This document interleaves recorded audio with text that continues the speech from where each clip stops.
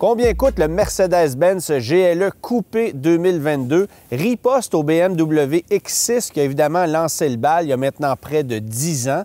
Et on le sait, le GLE Coupé est arrivé sur le marché en cours d'année 2015 et connaît depuis énormément de succès.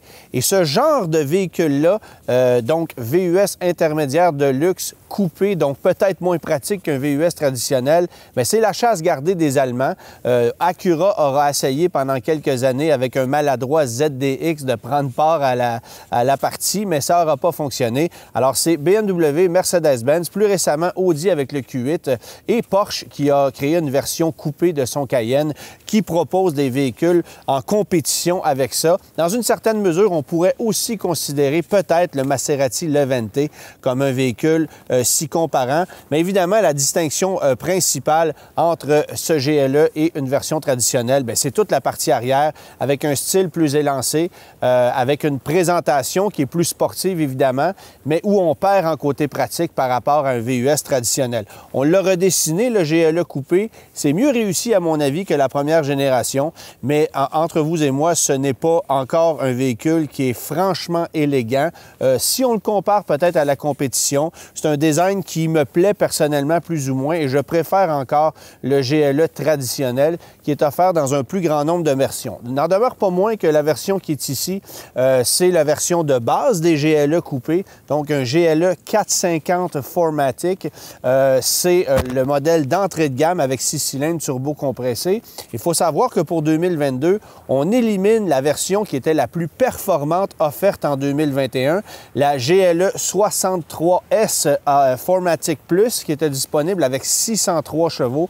Mercedes élimine les V8 biturbo de son catalogue peu à peu et il y a plusieurs modèles cette année qui ont perdu cette option mécanique, notamment le GLE en version coupée, en version régulière, la classe G également et certains autres modèles. Alors, à suivre, on verra ce que Mercedes va proposer dans le futur, mais pour le moment, deux seules options mécaniques avec le GLE coupé, donc cette version 450 qui fait office de modèle d'entrée de gamme, si on peut s'exprimer ainsi, et la version AMG GLE 53 qui, comme cette version-ci, utilise de l'hybridation légère avec un système de batterie 48 volts et ça fait toute une différence et ça permet d'aller chercher un plaisir de conduire franchement insoupçonné. C'est une expérience qui est bien différente d'avec une motorisation traditionnelle. Il faut savoir que si vous optez pour un GLE traditionnel, justement, donc qui n'est pas coupé, il y a aussi l'option d'un moteur à 4 cylindres turbo-compressé dans la version GLE 350, où là, les performances sont peut-être un peu moins intéressantes. On parle d'ailleurs d'un 0-100 km/h supérieur à 7 secondes, donc autour de 7,2, 7,3 secondes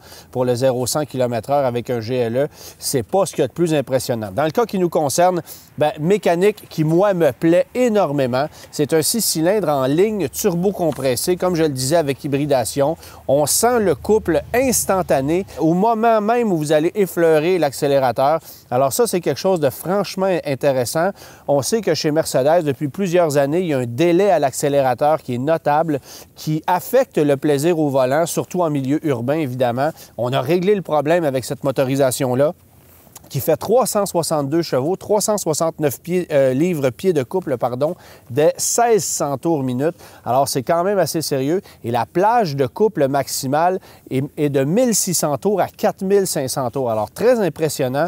Et ça fait en sorte qu'on a un véhicule beaucoup plus intéressant à conduire. Les performances sont là, mais l'équilibre d'ensemble est ce que je retiens le plus avec cette version-ci. Et si, bien sûr, on va aller chercher plus de performance, là, vous pouvez passer à la version GLE 53 AMG qui, elle, va offrir 429 chevaux, mais 384 livres-pieds de couple, donc pas beaucoup plus que dans cette version-ci. Il faut dire qu'on utilise les mêmes bases mécaniques, une base mécanique qui est évidemment modifiée avec puissance majorée pour le modèle AMG, mais c'est ce qui explique pourquoi le couple est très semblable et on a travaillé beaucoup sur la version AMG avec les ordinateurs et l'informatique pour aller chercher davantage de puissance et un comportement qui est un peu plus radical.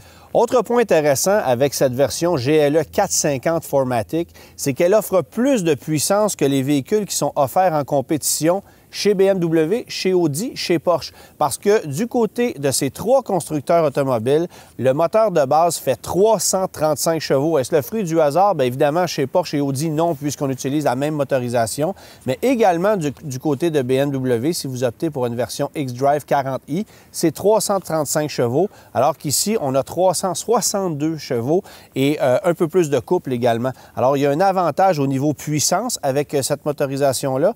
Et je peux aussi vous dire que côté consommation de carburant, c'est franchement impressionnant. Ce véhicule-là est capable de maintenir une consommation d'essence moyenne combinée bien en deçà des 10 litres au 100 dans le contexte actuel avec des températures qui sont quand même assez froides, autour de moins 15 degrés. J'ai pu obtenir une moyenne de 10,4 litres au 100 km. Évidemment, ça requiert de l'essence super, pas besoin de vous le dire, mais je considère que c'est raisonnable compte tenu du niveau de puissance, du poids, du format du véhicule et de la situation climatique qu'on vit en ce moment.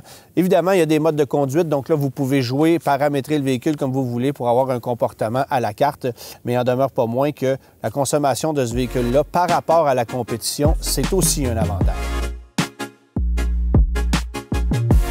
Au volant du GLE coupé, bien, vous allez constater un défaut majeur par rapport à la version régulière, c'est la visibilité à l'arrière. La lunette est très étroite et bien, évidemment, on n'a pas d'essuie-glace arrière comme avec une version traditionnelle, ce qui fait que lorsque on roule dans des intempéries, dans des conditions qui sont pas idéales, bien, la lunette arrière se souille et on n'y voit à peu près rien. Alors ça, c'est vraiment le gros désavantage par rapport au modèle régulier parce que sinon, le comportement est exactement le même. Les suspensions, c'est au même niveau. Le rendement mécanique, c'est la même chose. Bon, comme je le disais, il n'y a pas l'offre d'un moteur 4 cylindres avec la version coupée et c'est très correct comme ça parce que c'est pas la mécanique que je privilégierais dans un GLE, c'est certain. Et en fait, je pense que cette version GLE 450, autant pour la version traditionnelle que pour la version coupée, c'est la motorisation de choix, ou c'est du moins la version de choix. Parce que lorsqu'on choisit de se procurer un VUS comme celui-là, ben l'objectif, c'est d'avoir un véhicule de tous les jours où on va aller chercher un équilibre entre confort et performance et où, évidemment, le niveau de luxe est à l'avant-plan. Il y a certaines personnes qui vont privilégier d'abord et avant tout les performances et c'est pour ça qu'est conçue la version AMG. Il y avait aussi une version 63 dans le passé encore plus performante. Alors ça s'adresse à ces gens-là. Mais beaucoup d'acheteurs vont choisir la version AMG pour une question de look, pour une question d'apparence, pour une question de sonorité mécanique, sans réellement réaliser que les éléments suspenseurs, le fait qu'on ait des jantes plus grosses, une suspension plus ferme, des sièges plus fermes, bien, ça affecte le confort et l'expérience de conduite générale pour les quelques fois où on va vouloir profiter de davantage de puissance et de performance. Alors, c'est très important, je pense, lorsqu'on choisit un véhicule Mercedes-Benz, BMW ou Audi, de réfléchir adéquatement avant d'opter pour une version de performance qui nous fait souvent souffrir alors que c'est pas nécessairement ce qu'on recherche. Et c'est pour cette raison-là que je pense que la version GLE 450 que je conduis actuellement est celle qui est à privilégier pour une majorité d'acheteurs, alors que beaucoup de gens vont choisir la version AMG. Ici, ben, on a une suspension super bien calibrée. Même si on n'a pas la suspension pneumatique optionnelle dans le cas qui nous concerne, on peut jouer avec les modes de conduite et modifier un petit peu le niveau de fermeté.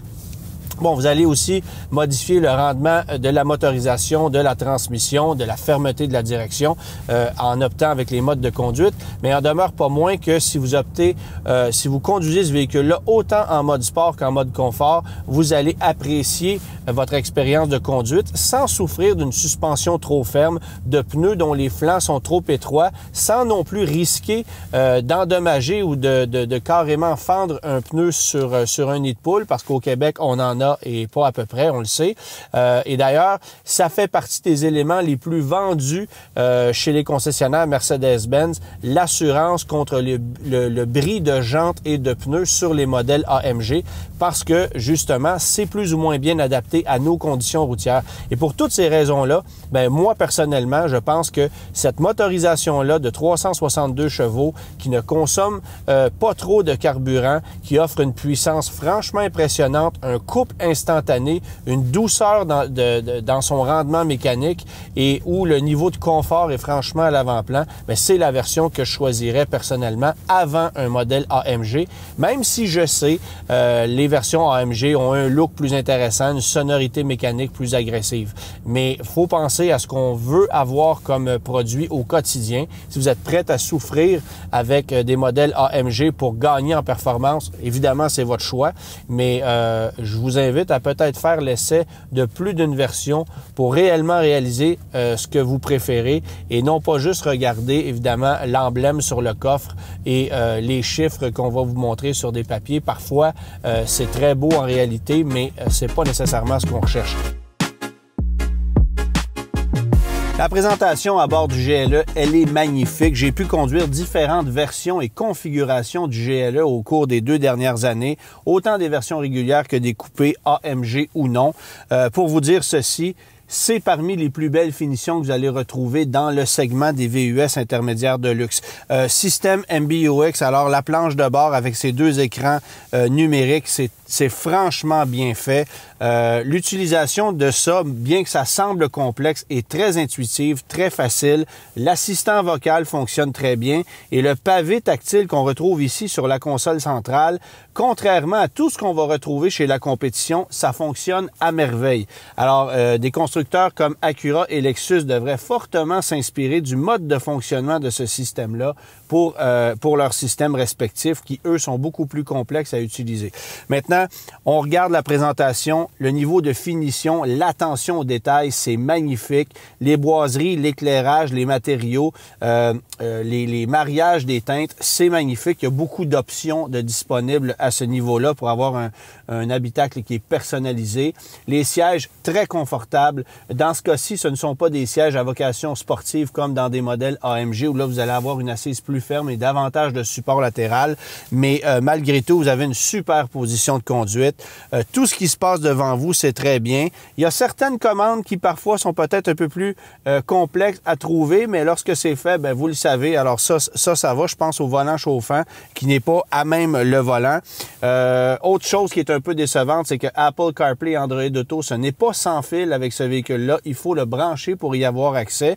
Mais en contrepartie, le système de navigation et le système d'exploitation de Mercedes-Benz fonctionnent très bien. Alors, vous pourriez ne plus vouloir utiliser un système comme Apple CarPlay parce que ce que Mercedes a réussi à faire avec tout ça, c'est franchement bien pensé.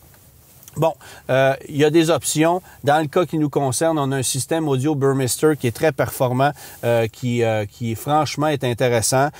Vous avez différents modes pour modifier l'éclairage, l'ambiance à bord. Ça, j'aime bien. Et un truc qu'on a amélioré aussi par rapport au modèle de précédente génération, je parle bien sûr de la version coupée, c'est le dégagement à la tête aux places arrière qui était quasi cauchemardesque avec l'ancienne génération, mais qu'on a de beaucoup amélioré sur ce modèle-là. Évidemment, on n'achète pas un GLE coupé pour son côté pratique parce que ceux qui veulent avoir un véhicule plus spacieux vont opter pour un modèle traditionnel, mais il n'en demeure pas moins que c'est un véhicule plus polyvalent que le modèle de précédente génération et peut-être que d'autres véhicules dans le segment aussi.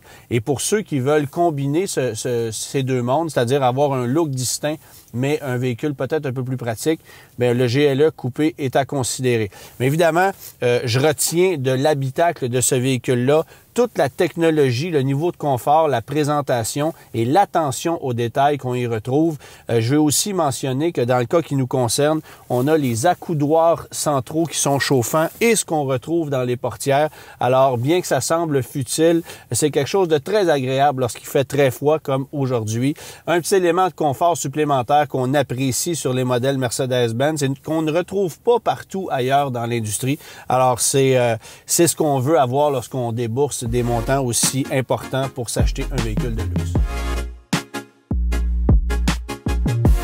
Inutile de vous le dire, un Mercedes-Benz, ce n'est pas donné. Il y a beaucoup d'options, il y a beaucoup de possibilités avec un GLE. C'est un modèle très populaire et on comprend pourquoi. Alors, voici l'échelle de prix pour un GLE coupé 2022. Il y a deux versions, comme je le mentionnais.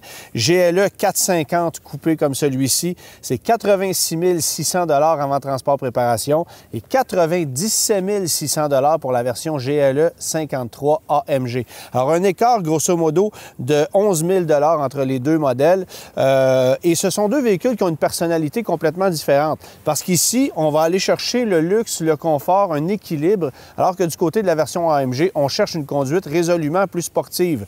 Dans le cas d'une version coupée, la majorité des gens vont aller opter pour une version AMG parce que qui dit VUS avec design coupé, avec caractère plus sportif, dit performance.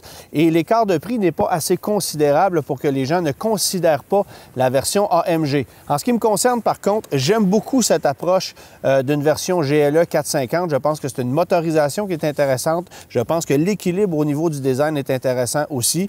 Et ça en fait un véhicule qui est quand même assez différent parce que rares sont ceux qui vont opter pour cette version-ci GLE 450 coupé. Voici donc les prix de ce véhicule-là. On parle de 86 600 $ pour le véhicule qui est ici. Vous ajoutez 2 565 $ de transport préparation. 750 $ pour les marchepieds que vous voyez là, que je ne recommande pas vraiment en réalité parce qu'ils servent davantage à souiller vos pantalons qu'à vous aider à grimper à bord du véhicule. Alors peut-être une option à ne pas considérer. Système confort acoustique, on appelle le groupe d'options confort acoustique, vous allez payer 1 500 $. L'ensemble premium qui lui va vous offrir système audio Burmester, l'activation du haillon arrière avec le pied, accès démarrage sans clé, imaginez. On ajoute aussi siège arrière chauffant, accoudoir chauffant, autant au niveau des portières que de l'accoudoir central, caméra de rétrovision sur 360 degrés. Et bien ça va vous coûter 3 400 $. Ensuite, 2 400 $ pour ensemble technologique, où là, vous allez avoir visualisation tête haute, phare de route automatique et l'assistance MBUX à bord du véhicule, donc assistant vocal. Ça, c'est 2 400 $. Système de conduite toute sécurité, donc tout ce qui s'appelle assistance à la conduite offert en extra, bien, on l'ajoute dans ce groupe d'options-là qui coûte 3 000 $.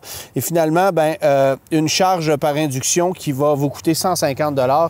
Tout ça pour un grand total avec le véhicule qui est ici de 100 365 $, transport, préparation inclus. Évidemment, Mercedes-Benz, les taux de financement sont élevés. C'est un véhicule de luxe. C'est un véhicule qui est en demande aussi. Alors, financement 72 mois à 5,59 %. Vous allez payer 1 888 $ par mois, taxes incluses, sur 6 ans. C'est pas donné. Et si vous optez pour un modèle encore plus équipé, parce qu'il y a des options supplémentaires, il y en a beaucoup, bien, ça va grimper encore davantage. Location 45 mois, c'est le maximum qu'on peut aller chercher chez Mercedes-Benz. 18 000 km par année à 5,99 %. Bien, vous allez payer 1 707 $ par mois, taxes incluses. Options que vous pourriez ajouter dans ce véhicule-là, je vous en nomme quelques-unes. Le Night Package qui va vous offrir une présentation où on élimine tout le chrome pour remplacer ça par des garnitures noires, 2 000 $. Suspension pneumatique qu'on n'a pas sur ce véhicule-là, 2 450 $. Une caméra de planche de bord, donc pour filmer ce qui se passe devant vous, 300 $. Le système e-Active Body Control, où là, le comportement du véhicule va être complètement retravaillé de façon informatique. C'est 8 900 $ quand même. Pare-brise chauffant, 650 $. L'ensemble de remorquage, 800 $, pardon. Bref, il y en a énormément des options. Donc, vous pouvez faire grimper les prix. Et c'est vrai autant sur la version AMG que le modèle GLE 450 qu'on a ici. Alors, un véhicule qui n'est pas donné, mais qui est franchement impressionnant. Et je pense que Mercedes-Benz a fait du beau travail, particulièrement avec cette version GLE 450, qui est un modèle d'équilibre et qui est à la fois luxueuse et très intéressante à conduire.